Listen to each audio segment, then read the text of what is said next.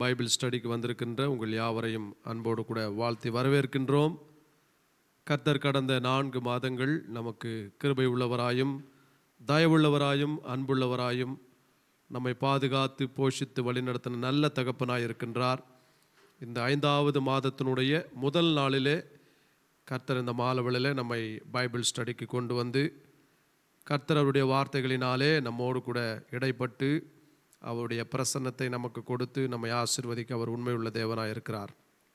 நாம் யாவரும் இருக்கிற இடங்களிலே கண்களை மூடி நாம் ஜெபித்து தொடர்ந்து கர்த்தருடைய வார்த்தைகளை நாம் ஆராய்ந்து அவருடைய வார்த்தைகளில் இருக்கின்ற வெளிச்சத்தை பெற்றுக்கொள்ள பரிசுத்த ஆவியானவர் கிருபை செய்யும்படிக்கு நாம் யாவரும் ஜெபித்து நம்முடைய பாட வேளையை நாம் ஆரம்பிப்போம். கர்த்தர் நம்மோடு கூட இருந்து நம்மை ஆசீர்வதித்து வழி நடத்துவாராக. எங்களை அதிகமாய் நேசிக்கின்ற எங்கள் அன்பின் பரலோக பிதாவே, இந்த நல்ல ஆசீர்வதிக்கப்பட்ட மாலை வேளைக்காய் உம்மை நாங்கள் நன்றியோடு கூட துதிக்கின்றோம், உம்மை நாங்கள் ஸ்தோத்திரிக்கின்றோம். கர்த்தர் நீர் நல்லவராய் எங்கள் வாழ்வில் இருப்பதற்காய் உமக்கு நாங்கள் நன்றி செலுத்துகின்றோம். கடந்த 4 மாதங்கள் உம்முடைய கிருபை, உம்முடைய தயவு, உம்முடைய அன்பு, உம்முடைய மாறாத நேசம் எங்களோடு கூட இருந்து எங்களையும் ஊழியங்களையும் சபையையும் குடும்பத்தையும் நடத்தி கொண்டு வந்த எல்லா தயவிற்காக உம்மை நாங்கள் நன்றியோடு கூட துதிக்கின்றோம், ஸ்தோத்திரிக்கின்றோம்.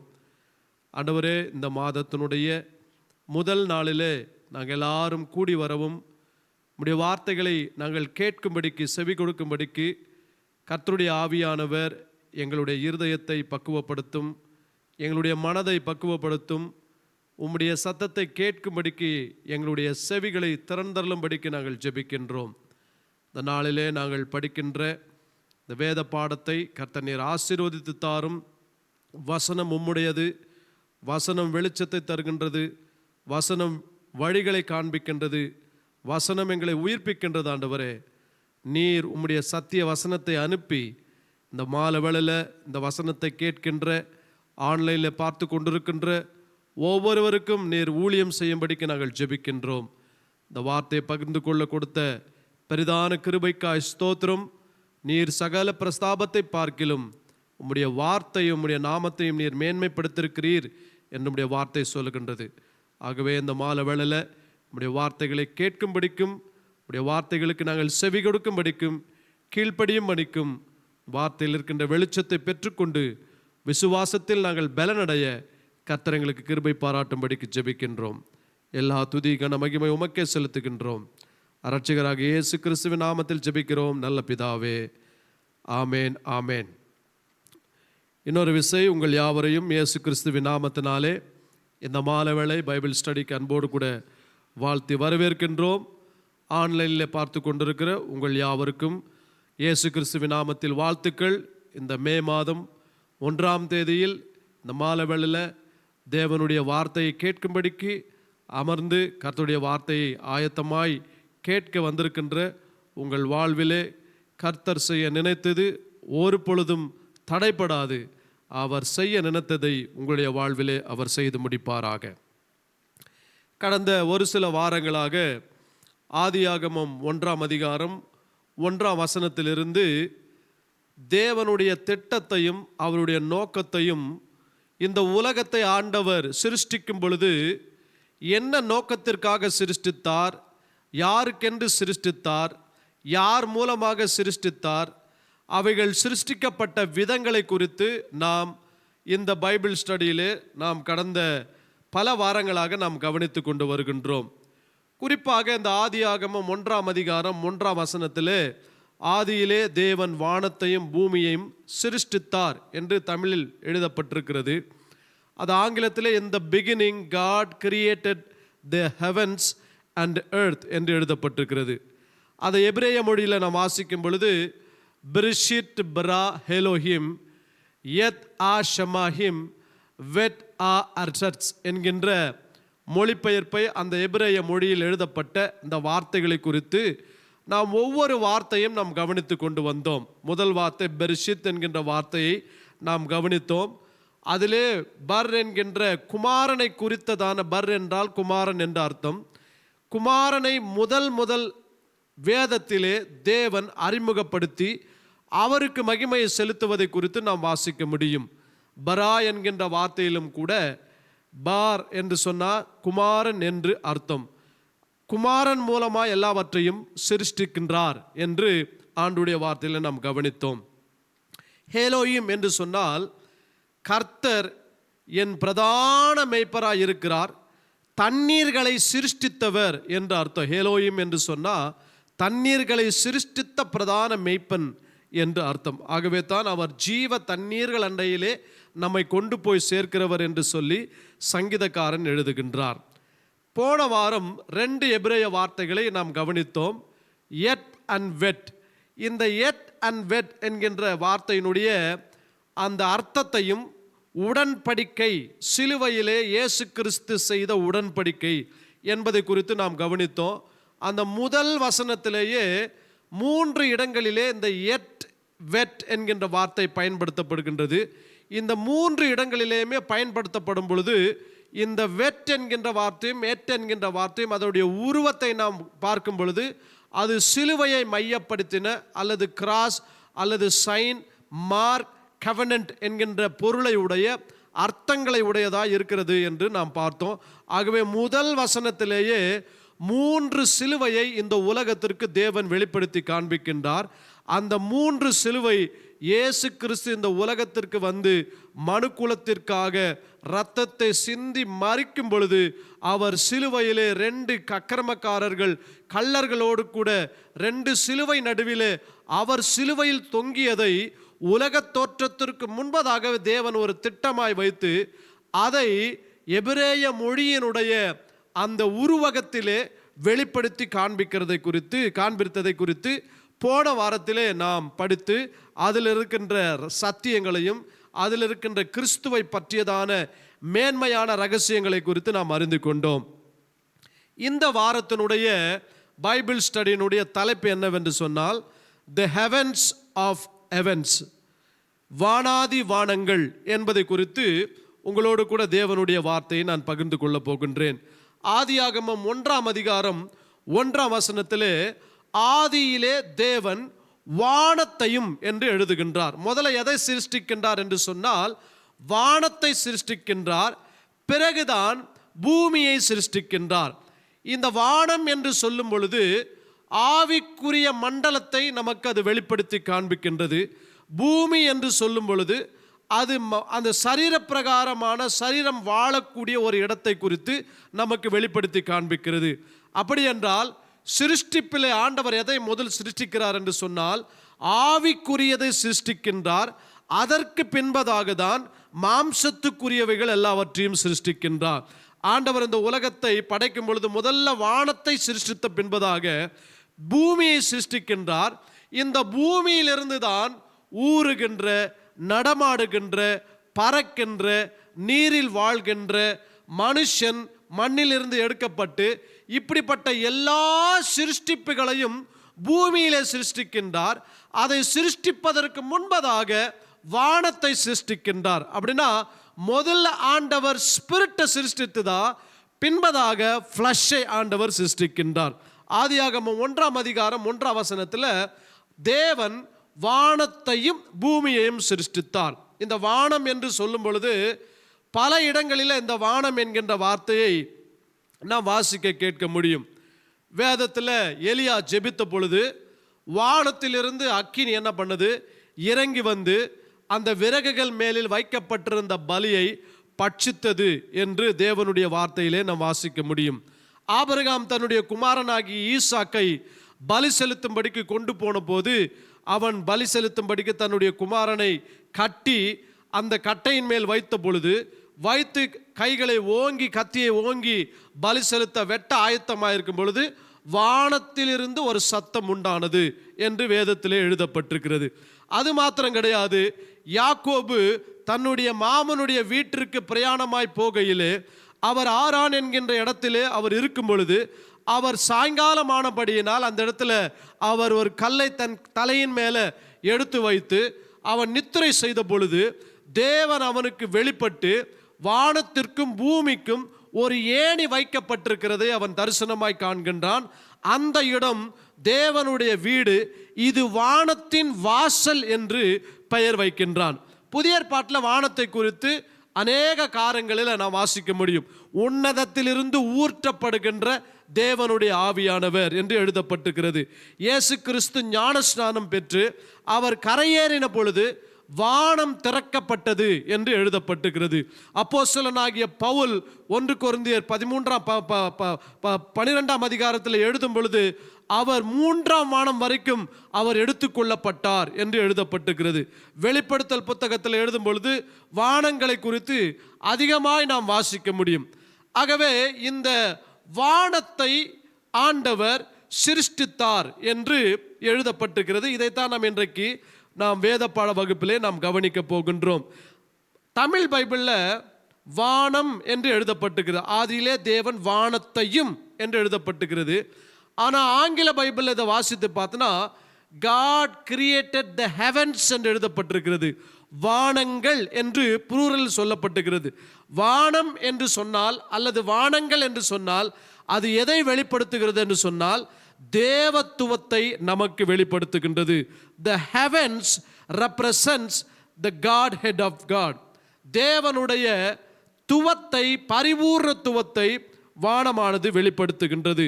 உபாகமம் 10ஆம் அதிகாரம் 14ஆம் வசனத்தை வாசிக்கும் பொழுது, இதோ வானங்களும் வானாதி வானங்களும் பூமியும் அதில் உள்ள யாவும் உன் தேவனாகிய கர்த்தருடையவைகள் என்று எழுதப்பட்டிருக்கிறது. இங்கே தெளிவாக உபாகம புத்தகத்தில் வானங்களும் வானாதி வானங்களும், ஒரு வானம் என்று சொல்லப்படவில்லை.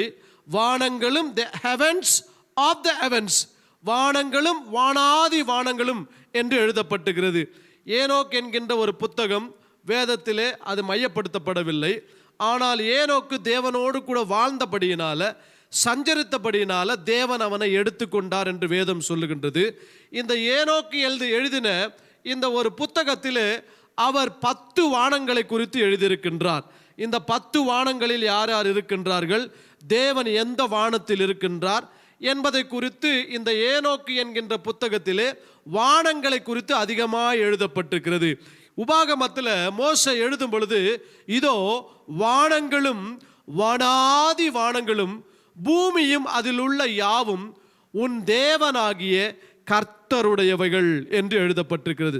சங்கீதம் 68:33 வசனத்தை வாசிக்கும் பொழுது, ஆதி முதலாய் இருக்கிற வானாதி வானங்கள் மேல் எழுந்தருளி இருக்கிறவரை பாடுங்கள், இதோ தமது சத்தத்தை பலத்த சத்தமாய் முழங்க பண்ணுகின்றார். இங்கே சங்கீதக்காரன் எழுதும் பொழுது ஆதி முதலாய் இருக்கிற என்கின்ற ஒரு வார்த்தையை பயன்படுத்துகின்றார்.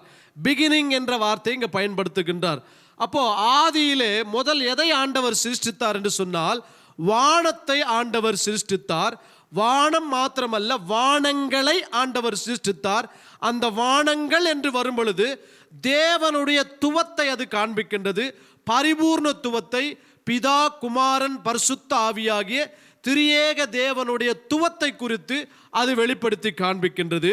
இங்கே சங்கீதக்காரன் 68:33 வசனத்தில் வாசிக்கும் பொழுது, ஆதி முதலாய் இருக்கின்ற வானாதி வானங்களின் மேல் எழுந்தருளுகின்றவர் என்று எழுதப்பட்டு, இப்போ வானம் எதற்காக இங்கே பயன்படுத்தப்பட்டிருக்கிறது சொன்னால், தேவன் எழுந்தருளி ஒரு காரியத்தை செய்யும்படிக்கு அல்லது தம்மை காண்பிக்கும்படிக்கு, தம்முடைய முகத்தை பிரகாசிக்கும்படிக்கு தேவன் வானத்தை சிருஷ்டித்திருக்கிறார் என்று வேத வசனத்தை நாம் வாசித்து அறிந்து கொள்ள முடியும்.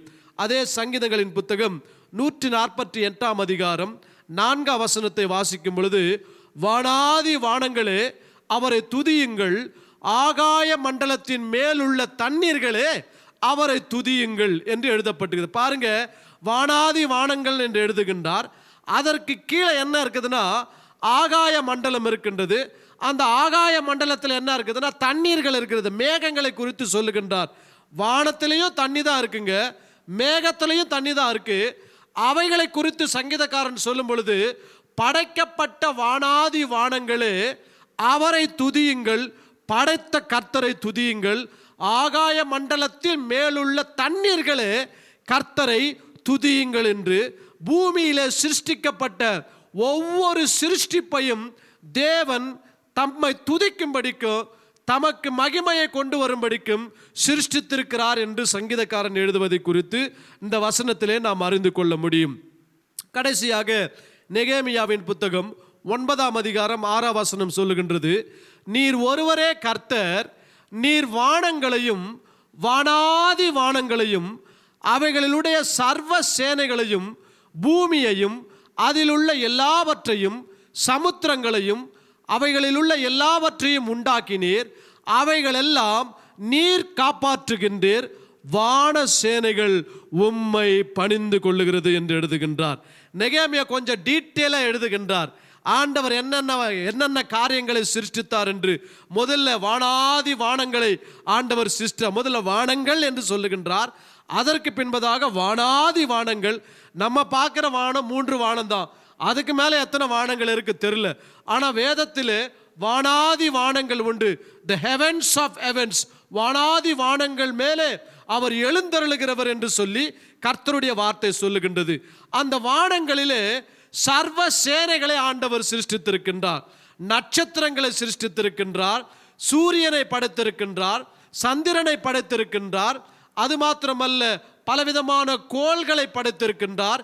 இவைகளெல்லாம் நாட்களை குறிப்பதற்கோ காலங்களை குறிப்பதற்கோ சமயங்களை ஆளுகை செய்வதற்கோ இவைகள் எல்லாவற்றையும் தேவன் சிருஷ்டித்திருக்கின்றார். பின்பதாக பூமியை ஆண்டவர் சிருஷ்டித்து இந்த பூமியிலே சமுத்திரத்தையும் சமுத்திரத்தில் உள்ள எல்லா ஜீவ ஜந்துக்களையும் பூமியில் உள்ள எல்லா மிருகங்களையும் எல்லா சேனைகளையும் ஆண்டவர் சிருஷ்டித்து அவைகள் எல்லாவற்றையும் அவர் காப்பாற்றுகிறார் என்று வேதம் சொல்லுகின்றது. அருமையான ஐயா அம்மா, இவ்வளவையும் சிருஷ்டித்தவர் அவைகளை காப்பாற்றுவார் என்று சொன்னால், ஜீவன் இல்லாத ஜீவனை கொடுக்காத ஒன்றுக்கு ஆண்டவர் இவ்வளவு ஒரு கேர் எடுத்து அவைகளை காப்பாற்றுவார் என்று சொன்னால், உங்களையும் என்னையும் படைத்த தேவனாகிய இயேசு கிறிஸ்துவானவர், அவருடைய சாயலிலே படைத்தவர், நமக்காகவே இரத்தத்தை சிந்தும்படிக்கு இந்த உலகத்தில் வந்து சர்வ சேனையே காப்பாற்றுகிறவர், அவருடைய சாயலில் படைக்கப்பட்ட உங்களை காப்பாற்ற அவர் உண்மையுள்ள தேவனாயிருக்கின்றார். அது மாத்திரமல்ல, கடைசியா நெகேமியா முடிக்கும் பொழுது வான சேனைகள் உம்மை பணிந்து கொள்ளுகிறது என்று சொல்லுகின்றார். The host of heavens worships you அப்படின்னு எழுதுறார். அவரை பணிந்து கொள்ளுகிறது என்று எழுதுகின்றார். பாருங்க, முதல் ஆண்டவர் வானத்தை சிருஷ்டிக்கின்றார். இந்த வானங்களை சிருஷ்டித்துக்கு பின்பதாக இந்த வானங்களுக்கு ஒரு சில சர்வ சேனைகளை ஆண்டவர் என்ன பண்றார்னா சிருஷ்டிக்கின்றார். இந்த சர்வ சேனைகளை சிருஷ்டிக்கும் பொழுது இந்த சர்வ சேனைகளையும் ஏதோ ஒரு நோக்கத்திற்காக சிருஷ்டிக்கின்றார். அவைகள் அவருடைய காலங்களுக்கென்று அந்தந்த நியமத்தின்படி, தேவன் நியமித்த ஒழுங்கின்படி அவைகள் செயல்பட்டு கொண்டிருக்கிறது. அவைகளை ஆளுகை செய்கின்றார். அவைகளெல்லாம் கிறிஸ்துவுக்குள்ளே நகர்கின்றது, கிறிஸ்துவுக்குள்ளே அசைகின்றது, கிறிஸ்துவுக்குள்ளே சகலமும் ஒன்றை ஒன்று தாங்கி நிற்கின்றது என்று வேதம் சொல்லுகின்றது. பாருங்க, பூமிக்கும் நிலவுக்கும் எவ்வளவு தூரமோ அவ்வளவு தூரத்தை தான் ஆண்டவர் கரெக்டாக வச்சிருக்கிறார். ஏன் ஆண்டவர் பூமிக்கு அருகாமையில் நிலவை வைத்திருக்கிறார் என்று சொன்னால், இந்த வான மண்டலங்களில் இருக்கின்ற சர்வ சேனையில் இருக்கிற ஏதாவது ஒரு கல் வரும் என்று சொன்னால் பூமியை அழித்து விடாதபடிக்கு காப்பாற்றும்படிக்கு இந்த சந்திரனை அதற்கு மறைவாக வைத்திருக்கின்றார். எவ்வளவு ஞானமாய் ஆண்டவர் இதெல்லாம் படைச்சிருக்கிறார் பாருங்க. அப்போ இந்த சர்வ சேனைகள் தேவனை பணிந்து கொள்ளுகிறது என்று வேதம் சொல்லுகிறது. ஆதியிலே தேவன் வானாதி வானங்களை சிருஷ்டித்து இந்த வானாதி வானங்கள் கர்த்தரை பணிந்து கொள்ளும்படிக்கு ஆண்டவர் சிருஷ்டிக்கின்றார். இந்த வானாதி வானங்களிலிருந்து வந்த சர்வ சேனைகள் எப்பொழுது கர்த்தரை பணிந்து கொண்டது என்று சொன்னால், இயேசு கிறிஸ்து இந்த உலகத்திலே மனுஷனாய் இம்மானுவேலாய் பிறந்த பொழுது மத்தேயு 2ஆம் அதிகாரம் 1ஆம் வசனம் சொல்லுகின்றது, ஏரோது ராஜாவினுடைய நாட்களிலே யூதேயாவில் உள்ள பெத்லகேமிலே இயேசு பிறந்த பொழுது என்று வேத வாக்கியத்திலே பரிசுத்த ஆவியானவர் எழுதி வைத்திருக்கின்றார். இந்த இயேசுதான் சர்வ சேனையும் சிருஷ்டித்தவர், வானங்களை சிருஷ்டித்தவர், வானாதி வானங்களை சிருஷ்டித்தவர், பூமியை சிருஷ்டித்தவர், பூமியில் உள்ளவைகளை சிருஷ்டித்தவர், ஜீவ ஜந்துக்களை சிருஷ்டித்தவர். இந்த சிருஷ்டிகர், சிருஷ்டி கர்த்தர் ஒரு சிருஷ்டியாய் இந்த உலகத்தில் வெளிப்பட்ட பொழுது, சிருஷ்டிக்கப்பட்ட இந்த சிருஷ்டியானது இரட்சகரை பார்க்கும்படிக்கும், இரட்சகரை காணும்படிக்கு, ஒருவருக்கு வழிகாட்டும்படிக்கு இந்த உலகத்திற்கு அனுப்பப்பட்டது. அதை தான் மத்தேயு 2 அதிகாரம் 10 வாசிக்கும் பொழுது, அவர்கள் அந்த நட்சத்திரத்தை கண்ட பொழுது மிகுந்த ஆனந்த சந்தோஷம் அடைந்தார்கள். வானாதி வானங்களை சிருஷ்டித்து மேக மண்டலங்களிலே, அந்த ஆகாய மண்டலத்திலே, வானத்திலே சர்வ சேனைகளாகிய நட்சத்திரங்களையும், ஆகாயத்திலே இருக்கின்ற சர்வ சேனைகளையும் ஆண்டவர் சிருஷ்டித்த பொழுது என்ன நோக்கத்திற்கு என்று சிருஷ்டித்தார் என்று சொன்னால், இதோ தேவகுமாரனாகிய இயேசு கிறிஸ்து இந்த உலகத்திலே மறுகுலத்தை மீட்பதற்காக இம்மானுவேலா இந்த உலகத்தில் பிறக்கப் போகின்றார். பிறக்கும் பொழுது இந்த ஒரு நட்சத்திரத்தை இந்த உலகத்திற்கு அனுப்பி, இந்த இரட்சகர் தான் இந்த நட்சத்திரத்தை படைத்தவர், இவர் ஒருவரே உலகத்தை சிருஷ்டித்தவர், இவர் ஒருவரே உலகத்தை ஆளுகை செய்கிறவர், இவருக்குள்ளிருந்து தான் எல்லாம் சிருஷ்டிக்கப்பட்டது, இவருக்குள்ளிருந்து தான் எல்லாமே படைக்கப்பட்டது, இவர் தான் எல்லாவற்றிற்கும் சர்வ சிருஷ்டிக்கும் முந்தின பேருமாய் இருக்கிறார் என்பதை இந்த உலகத்திற்கு வெளிப்படுத்தும்படிக்கு அந்த நட்சத்திரம் 3 கிழக்கு சாஸ்திரிகளை இந்த பெத்லகேமுக்கு அழைத்து கொண்டு வந்ததை நாம் வேதத்தில் வாசிக்க முடியும். ஆகவே வானங்களை ஆண்டவர் சிருஷ்டித்தார். இந்த வானங்களை சிருஷ்டிக்கும் பொழுது ஆகாய மண்டலத்தை சிருஷ்டித்தார். ஆகாய மண்டலத்தில் சிருஷ்டிக்கும் பொழுது வானங்களிலே சர்வ சேனைகளை ஆண்டவர் சிருஷ்டித்தார். எதற்காக சர்வ சேனைகளை சிருஷ்டித்தார் என்று சொன்னால், கிறிஸ்துவை இந்த உலகத்திற்கு அறிமுகப்படுத்தும்படிக்கு சர்வ சேனைகளையும் ஆண்டவர் சிருஷ்டித்தார். ஆகவே தான் யாக்கோபு எழுதின புத்தகத்திலே 1 அதிகாரம் 17 சொல்லுகின்றது, நன்மையான எந்த ஈவும் பூரணமான எந்த வரமும் பரத்திலிருந்து உண்டாகி ஜோதிகளின் பிதாவினிடத்திலிருந்து இறங்கி வருகிறது. அவரிடத்திலிருந்து யாதொரு மாறுதலும் யாதொரு வேற்றுமையும் நிழலுமில்லை என்று சொல்லி இங்கே யாக்கோபு எழுதுவதை குறித்து நாம் வாசிக்க முடியும். அவர் சொல்லும் பொழுது, நன்மையான எந்த ஈவோ பூரணமான எந்த வரமோ வானத்திலிருந்து இறங்கி வருகிறது என்று சொல்லுகின்றார். அப்போ தேவன் வானத்திலிருந்து கொடுக்கிறது எல்லாமே நன்மையானவைகளை நமக்கு கொடுக்கின்றார். மழையை கொடுக்கின்றார். கால சீதோசன நிலையை ஆளுகை செய்யும்படிக்கு ஒவ்வொரு சிருஷ்டிப்புகளையும் ஆண்டவர் அதற்கேற்றபடி வழிநடத்துகின்றவராய் இருக்கின்றார். இவைகள் எல்லாவற்றையும் ஆண்டவர் எதற்காக செய்தார் என்று சொன்னால், தம்முடைய குமாரனாகிய இயேசு கிறிஸ்துவை இந்த உலகத்திற்கு வெளிப்படுத்தி காண்பிப்பதற்காக. 1 கொரிந்தியர் 15 அதிகாரம் 47 சொல்லுகின்றது, கர்த்தருடைய வார்த்தையிலே, முந்தின மனுஷன் பூமியிலிருந்து உண்டானவன், 2ஆம் மனுஷன் வானத்திலிருந்து வந்த கர்த்தர் என்று வேதம் சொல்லுகின்றது. இயேசு கிறிஸ்துவை அறிமுகப்படுத்தும் பொழுது அவரை 2ஆம் ஆதாம் என்று கர்த்தருடைய ஆவியானவர் கர்த்தருடைய வார்த்தையின் மூலமாய் அறிமுகப்படுத்துகின்றார். இந்த 2ஆம் மனுஷன் பூமியிலிருந்து எடுக்கப்பட்டவர் அல்ல, அவர் வானத்திலிருந்து வந்த கர்த்தர் என்று வேதத்திலே நாம் வாசிக்க முடியும். ஆகவே தேவன் ஆதியிலே வானங்களையும் பூமியையும் சிருஷ்டித்தார். இந்த வானங்களை சிருஷ்டிக்கும் பொழுது ஆண்டவருடைய மனதிலே என்ன ஒரு நோக்கம் இருந்தது, என்ன ஒரு விருப்பம் இருந்ததுன்னு சொன்னால், இந்த வானத்திலிருந்து ஒரு நன்மையை பூமிக்கு அனுப்பி தர வேண்டும். அந்த நன்மை பிந்தின ஆதாமாகிய இயேசு கிறிஸ்துவானவர், அவர் வானத்திலிருந்து வந்த கர்த்தர். ஆகவே எல்லாமே கிறிஸ்துவுக்கென்றோ கிறிஸ்துவை மையப்படுத்தியோ கிறிஸ்துவை காண்பிப்பதற்காகவே தேவன் இந்த உலகத்திலே கிரியை செய்திருப்பதை நாம் வாசிக்க முடியும். ஓகே, ஸோ இன்றைக்கு இந்த வானங்கள் அல்லது வானம் என்கின்ற வார்த்தையை எபிரேய மொழியில் அதனுடைய விளக்கத்தை குறித்து நாம் அறிந்து இந்த நாள் பாட வேளையை நாம் கவனிக்க போகின்றோம். ஏனென்றால் ஆதியாகமம் 1 அதிகாரம் 1 நாம் எபிரேய வார்த்தையிலிருந்து நாம் அதை படித்துக்கொண்டு அதனுடைய விளக்கங்களை அறிந்து கொண்டிருக்கிறபடினால இன்றைக்கு ஹெவன்ஸ் அல்லது ஹெவன், வானம் என்கின்ற வார்த்தைக்கு எபிரேய மொழியில் என்ன அர்த்தம் என்று சொன்னால், ஹெவன் என்று சொன்னால் ஷமாஹிம் என்று அர்த்தம், அல்லது ஹெவன்ஸ் என்று சொன்னால் ஷமாஹிம் என்று அர்த்தம். அப்போ இந்த ஹெவன் என்கின்ற வார்த்தையில் முதல் வார்த்தை என்ன வார்த்தைனா ஹே என்கின்ற வார்த்தையை தேவன் பயன்படுத்துகின்றார்.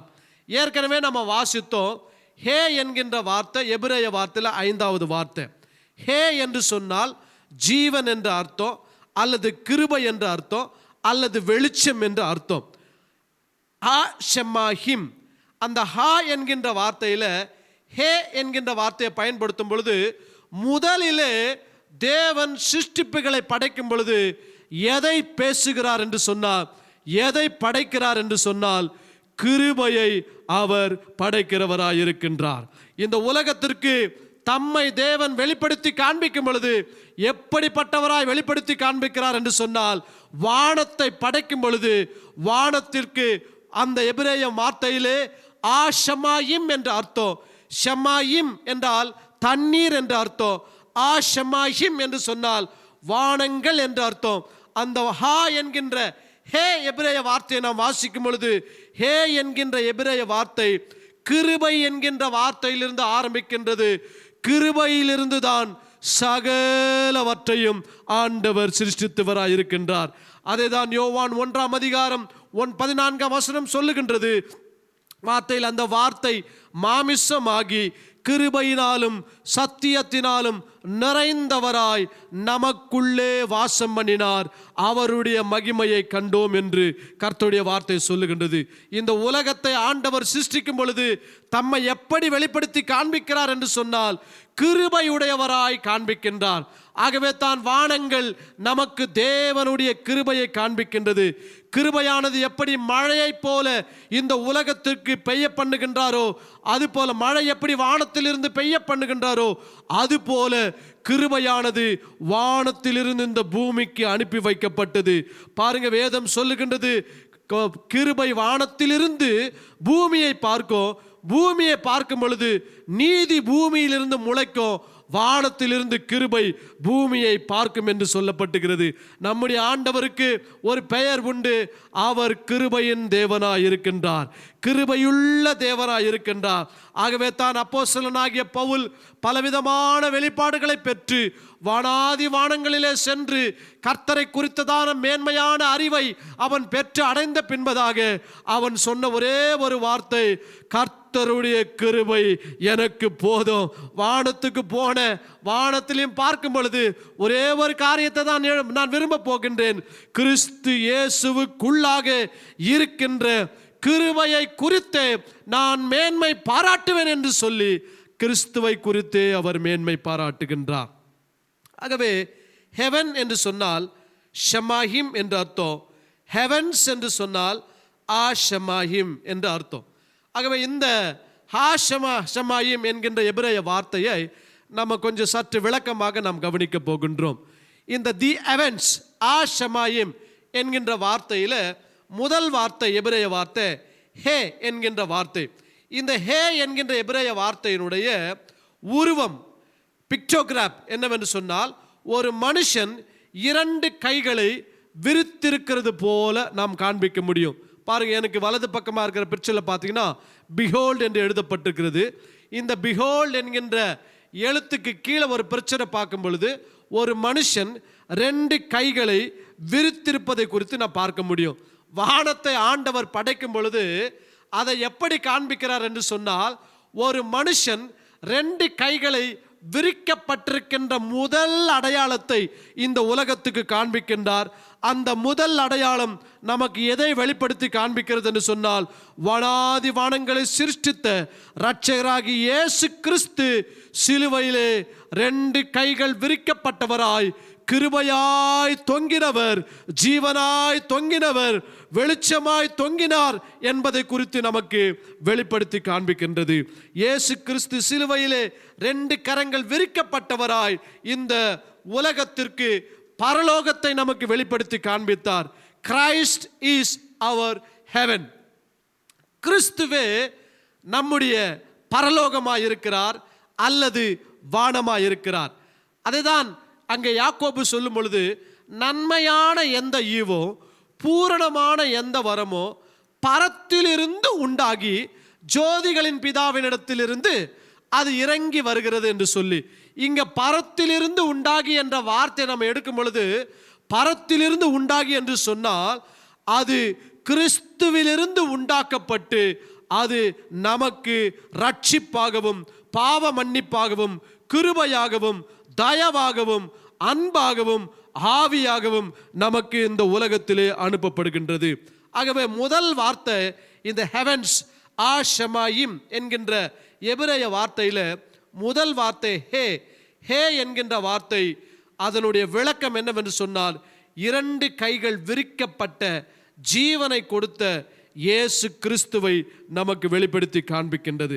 2வது வார்த்தை ஷின் என்கின்ற வார்த்தை, ஷின், SHIN.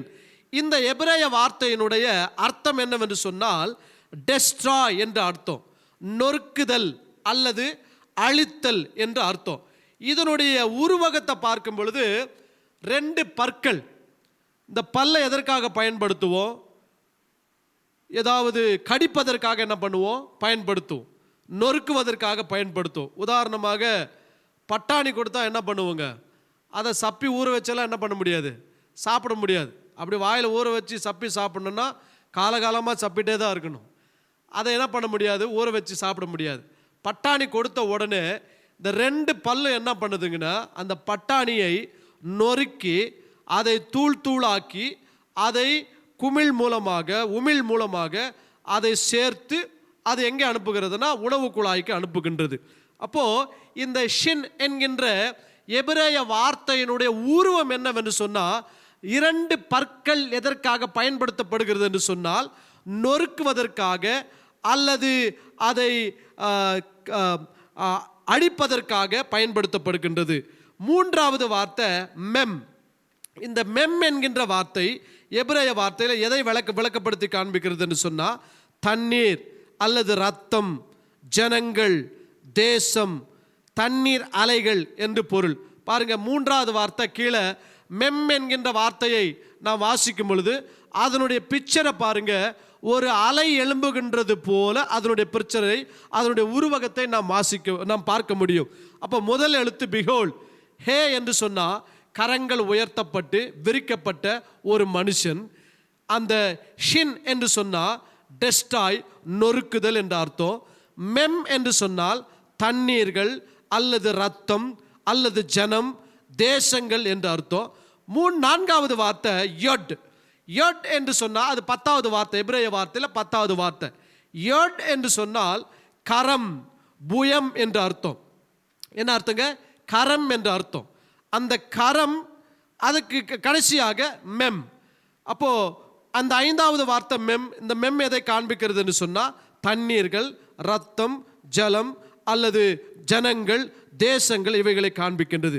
இவைகள் எல்லாவற்றையும் நாம் சேர்த்து பார்க்கும் பொழுது தண்ணீர் என்று சொன்னால் மஹிம் என்ற அர்த்தம். மஹிம் என்ற வார்த்தை மெம் யொட் மெம். முதல்ல இருக்கின்ற இந்த ஹேவை விட்டுட்டு ஷின்னை விட்டுட்டு மெம் யோட் மெம் என்ற இந்த 3 வார்த்தையை நம்ம எபிரேய மொழியிலிருந்து எடுப்போம் என்று சொன்னால் தண்ணீர், பலத்த கரம், தண்ணீர் என்கின்ற அர்த்தம் வரும். மெம் என்று சொன்னால் தண்ணீர், யொட் என்று சொன்னால் பலத்த கரம், மறுபடியும் மெம் என்று சொன்னால் தண்ணீர். இதனோடு கூட இந்த ஹேவையும் ஷின்னையும் சேர்க்கும் பொழுது ஆஷமாஹிம் என்கின்ற வார்த்தை வானம் என்று மொழிபெயர்க்கப்பட்டுகிறது. இதனுடைய அர்த்தம் என்னவென்று சொன்னால், behold the works of your hand will be destroyed or consumed by water அப்படின்னு அர்த்தம். அப்போ இந்த ஆஷமாயும் வானங்கள் என்கின்ற இந்த வார்த்தையினுடைய விளக்கம் என்னவென்று சொன்னால், உம்முடைய கரத்தின் கிரியைகள் தண்ணீரினால் அழிக்கப்படும் என்று பொருள் உடையதாய் இருக்கின்றது. இப்ப இந்த வானத்தை ஆண்டவர் சிருஷ்டித்தார். இந்த வானத்தை சிருஷ்டிக்கும் பொழுது இதற்கு வானம் என்று பெயர் வைக்கின்றார். ஆங்கிலத்திலே ஹெவன்ஸ் என்று எழுதப்பட்டிருக்கிறது. எபிரேய மொழிபெயர்ப்பிலே ஆஷமாயிம் என்று எழுதப்பட்டிருக்கிறது. இந்த ஆஷமாயிம்ல முதல் வார்த்தை ஹே, கிருபை என்ற வார்த்தை பயன்படுத்தப்படுகின்றது. இந்த கிருபை என்ற வார்த்தை பயன்படுத்தப்படும் பொழுது இந்த ஆஷமாயிம் என்கின்ற எபிரேய வார்த்தையினுடைய விளக்கத்தை நாம் வாசிக்கும் பொழுது, உம்முடைய கரத்தின் கிரியைகள் தண்ணீரினால் அழிக்கப்படும் என்ற பொருளை உடையவதாய் இருக்கின்றது. இந்த பொருளை உடைய இந்த ஹெவன்ஸ் தான் ஆதியாகமம் 6ஆம் அதிகாரத்தில் வாசிக்கும் பொழுது, தேவன் சிருஷ்டித்த பூமியானது சீர்கெட்டதா இருந்தது என்று சொல்லி கர்த்தருடைய வார்த்தை அங்கே எழுதப்பட்டிருக்கிறது. 6ஆம் அதிகாரம் 12ஆம் வசனத்தை வாசிக்கும் பொழுது, பூமியானது தேவனுக்கு முன்பதாக சீர்கெட்டதா இருந்தது, பூமி கொடுமையினால் நிறைந்திருந்தது. தேவன் பூமியை பார்த்தார், இதோ அது சீர்கெட்டதா இருந்தது, மாம்சமான யாவரும் பூமியின் மேல் தங்கள் வழியை கெடுத்து கொண்டிருந்தார்கள். அப்பொழுது தேவன் நோவாவை நோக்கி, மாம்சமான யாவரின் முடிவும் எனக்கு முன்பாக வந்தது, அவர்களாலே பூமி கொடுமையினால் நிறைந்தது, நான் அவர்களை பூமியோடும் கூட அழுத்தி போடுவேன் என்று கர்த்தருடைய வார்த்தை எழுதப்பட்டிருக்கிறது. இந்த வானம் என்கின்ற இந்த வார்த்தையிலே, ஆஷமாயிம் என்கின்ற வார்த்தையிலே வரப்போகின்ற ஒரு பெரிய அழிவை குறித்து கர்த்தருடைய ஆவியானவர் இந்த முதல் அதிகாரம் முதல் வசனம் இந்த 6வது வார்த்தையாகிய ஆஷமாயிம் என்கின்ற வார்த்தையிலே எழுதி வைத்திருக்கின்றார். ஓர் அழிவிலிருந்து ஒரு புதிய அத்தியாயத்தை துவங்குவதை குறித்து இந்த வார்த்தையிலே நாம் அறிந்து கொள்ள முடியும். இது எதை காண்பிக்கிறது என்று சொன்னால், தேவகுமாரனாகிய இயேசு கிறிஸ்துவினுடைய மரணத்திலிருந்து இந்த உலகத்திற்கும் மனுக்குலத்திற்கும் ஜீவனையும் மீட்பையும் புதிய ஜீவனையும் நித்திய ஜீவனையும் தேவன் கொடுப்பதை குறித்து இந்த பரலோகம் அல்லது ஹெவன், வானங்கள் என்கின்ற எபிரேய வார்த்தையிலிருந்து அது நமக்கு வெளிப்படுத்தி காண்பிக்கின்றது. இந்த தண்ணீர் என்று எடுக்கும் பொழுது, வானம் என்று எடுக்கும் பொழுது, 2 நபர்கள் வேதத்தில் மிகவும் முக்கியமானவர்கள். அது பழைய ஏற்பாட்டில் 2 நபர்கள் மிகவும் முக்கியமானவர்கள். முதலாவது நபர் நோவா, 2வது நபர் மோசே. ஏனென்று சொன்னால், இந்த பஞ்சாகமங்கள், டோரா புக், 5 புத்தகங்கள், ஆதியாகமம், யாத்திராகமம், லேவியராகமம், எண்ணாகமம், உபாகமம், இவைகள் எல்லாவற்றையும் மோசே எழுதினார். இந்த மோசே எழுதின பொழுது ஆதியாகமம் 1ஆம் அதிகாரம் 1ஆம் வசனத்திலே தண்ணீரை குறித்து அவர் எழுதுகின்றார். இந்த தண்ணீரை ஹேரோயிம் சிருஷ்டித்தார், கர்த்தருடைய மேய்ப்பர் சிருஷ்டித்தார் என்று எழுதுகின்றார். இந்த தண்ணீரை சிருஷ்டிக்கும் பொழுது இந்த வானங்களை ஆண்டவர் சிருஷ்டித்தார் என்று எழுதுகின்றார். வானத்தில் என்ன இருக்குன்னா, தண்ணீர் இருக்கின்றது. இந்த தண்ணீர் எதற்காக என்று சொன்னால், பூமி சீர்கெட்டதா இருக்கின்றபடியினால, பூமி சீர்கெட்டு போனதுனால இந்த தண்ணீரினாலே பூமியை அழிக்கும்படிக்கு ஏற்கனவே இந்த ஒரு காரியத்தை தேவன் 1ஆம் அதிகாரம் 1ஆம் வசனத்தில் 5வது 6வது எபிரேய வார்த்தையிலே அவர் எழுதி வைத்திருக்கின்றார்.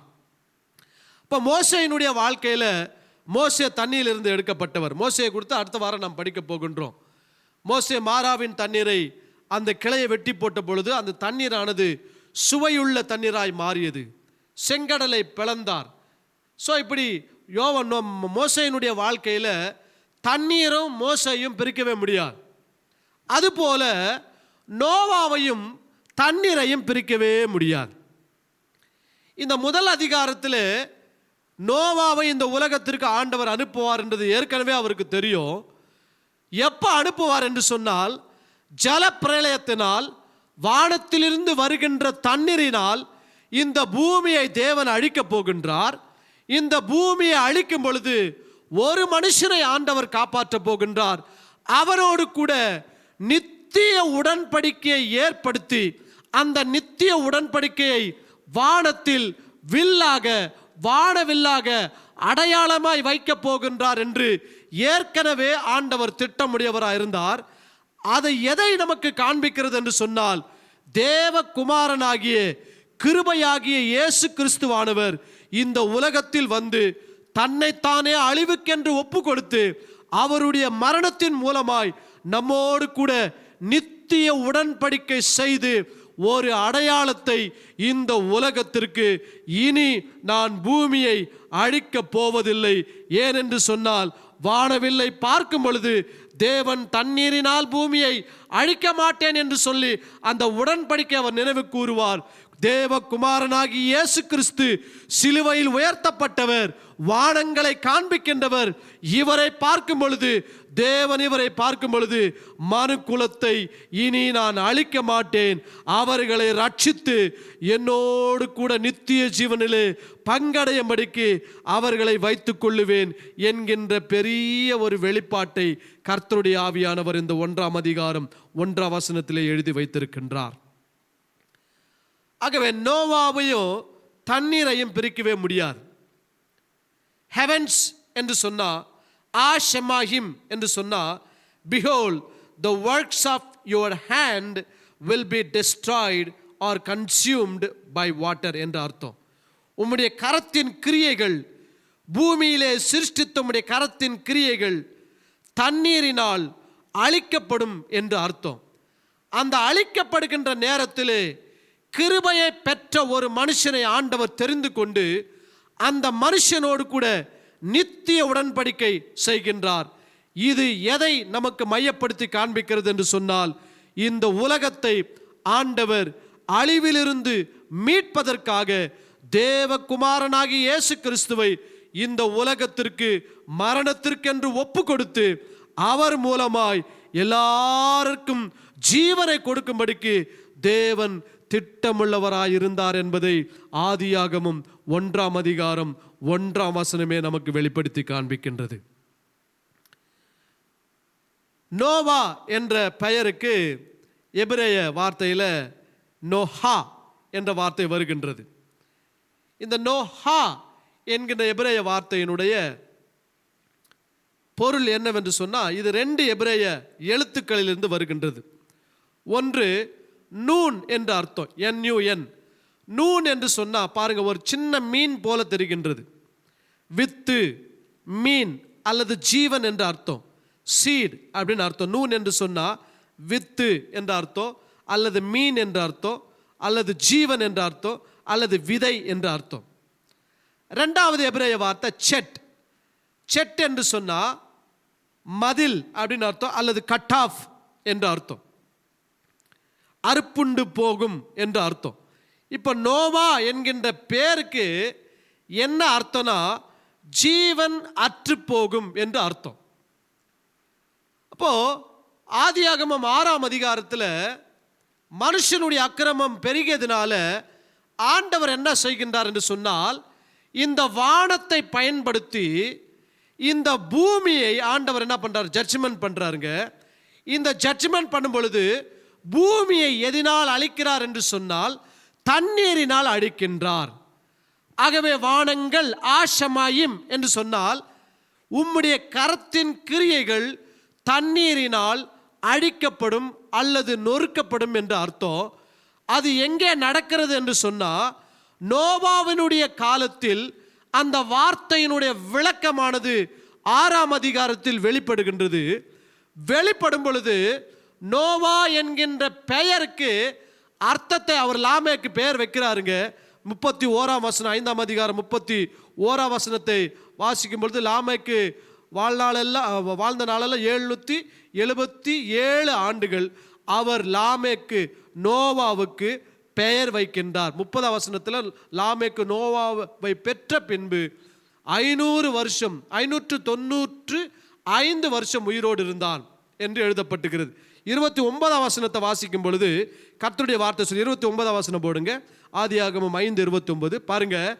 கர்த்தர் சபித்த பூமியிலே நமக்கு உண்டான வேலை.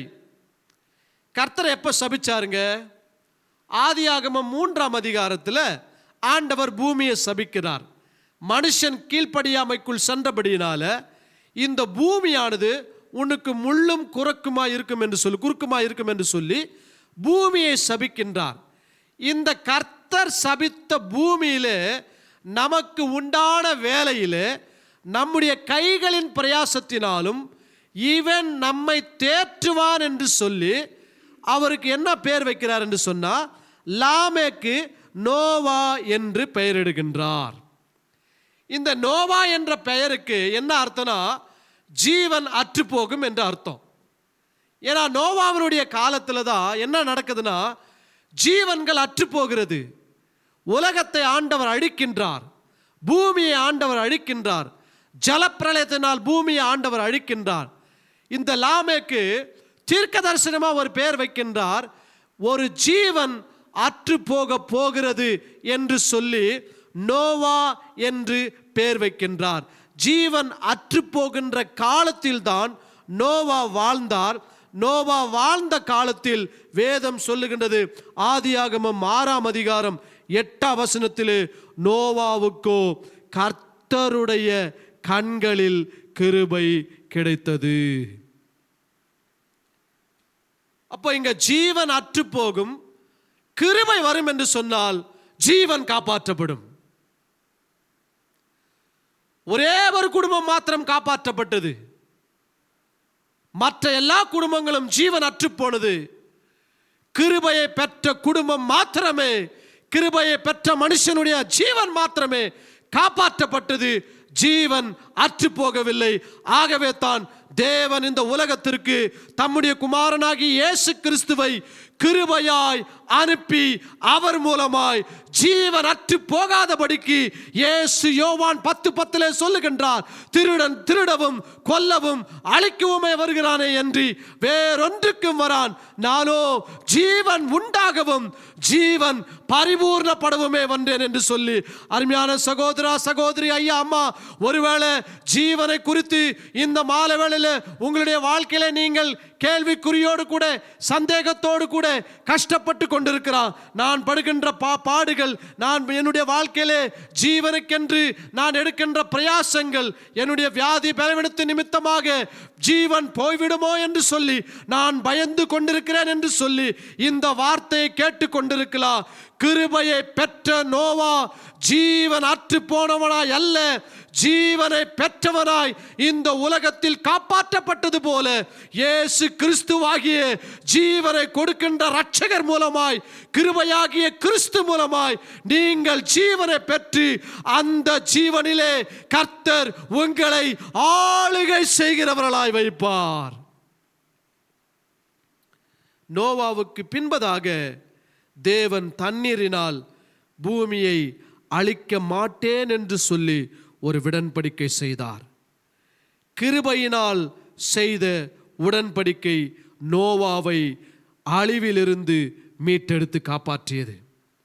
கிருபையாகிய கிறிஸ்து மூலமாய் தேவன் நமக்குள் செய்த, சிலுவையில் செய்த அவருடைய உடன்படிக்கை நம்முடைய வாழ்வை நித்திய அழிவிலிருந்தும் நித்திய நரகத்திலிருந்தும் நித்திய மரணத்திலும் இருந்து நம்மை காப்பாற்றி அவருடைய நித்திய ஜீவனுக்குள் பிரவேசிக்கும்படிக்கு வைத்தது. கிருபை கிறிஸ்துவாய் இருக்கின்றார். கிறிஸ்து மூலமாக பூமியை நான் இனி அழிக்காமல் காத்து அவரோடு கூட உடன்படிக்கை செய்தார். அதுதான் யோவான் 3:16 சொல்லுகின்றது, தேவன் தம்முடைய குமாரனை விசுவாசிக்கிறவன் எவனோ அவன் கெட்டு போகாமல் நித்திய ஜீவனை அடையும்படிக்கு அவரை தந்தருளி இவ்வளவாய் உலகத்தில் அன்பு கூர்ந்தார். இந்த சம்பவங்களை வாசிக்கும் பொழுது ஒரு ஜீவன் அற்று போனது, அந்த ஜீவனிலிருந்து ஒரு ஜீவன் காப்பாற்றப்பட்டது, அதிலிருந்து மற்ற எல்லாவற்றிற்கும் ஜீவன் கொடுக்கப்பட்டது.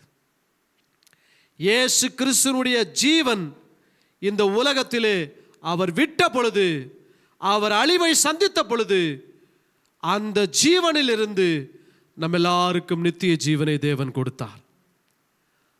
ஆதியாகமம் 1:1 தேவன் வானங்களையும் பூமியையும் சிருஷ்டித்தார்.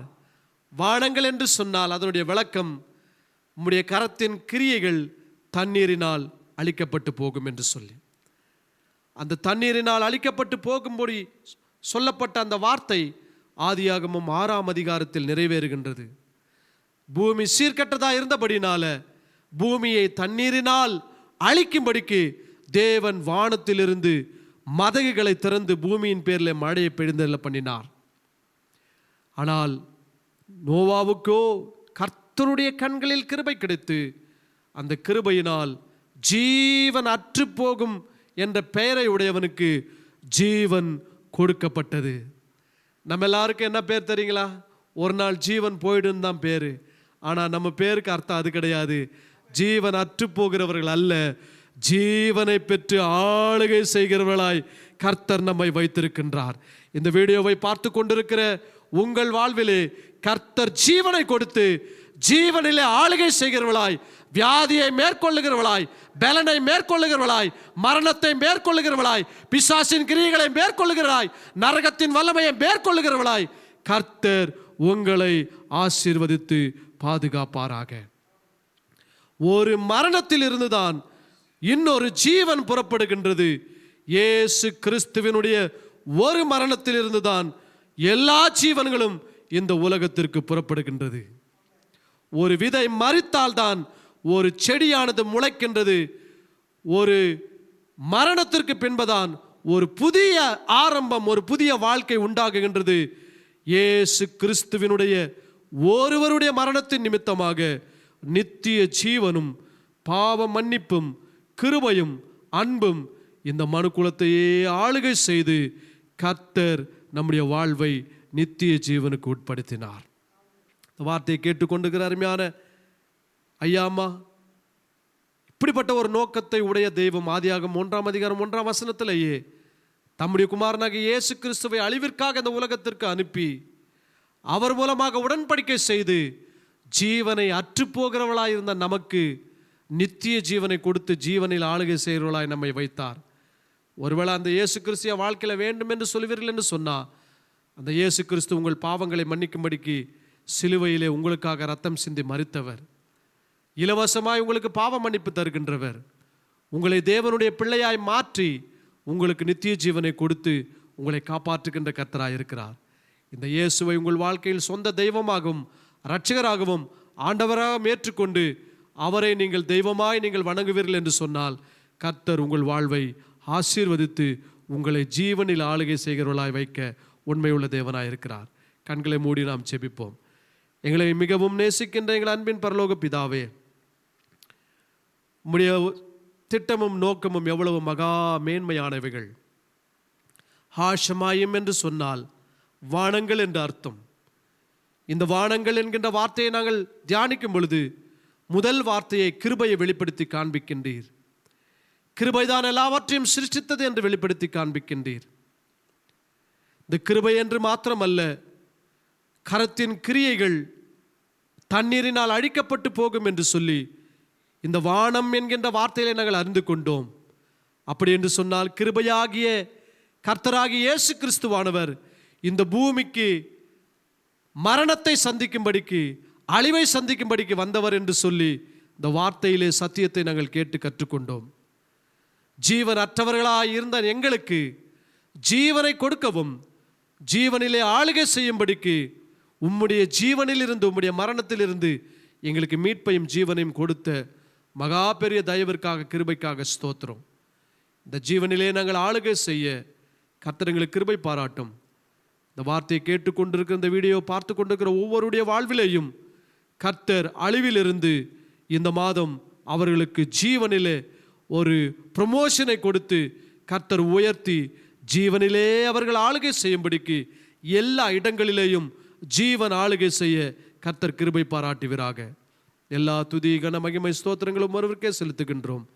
இரட்சகராகிய இயேசு கிறிஸ்துவின் நாமத்தில் ஜெபிக்கிறோம் எங்கள் ஜீவனுள்ள நல்ல பிதாவே. ஆமேன், ஆமேன். God bless you. கர்த்தர் உங்களை ஆசீர்வதிப்பாராக.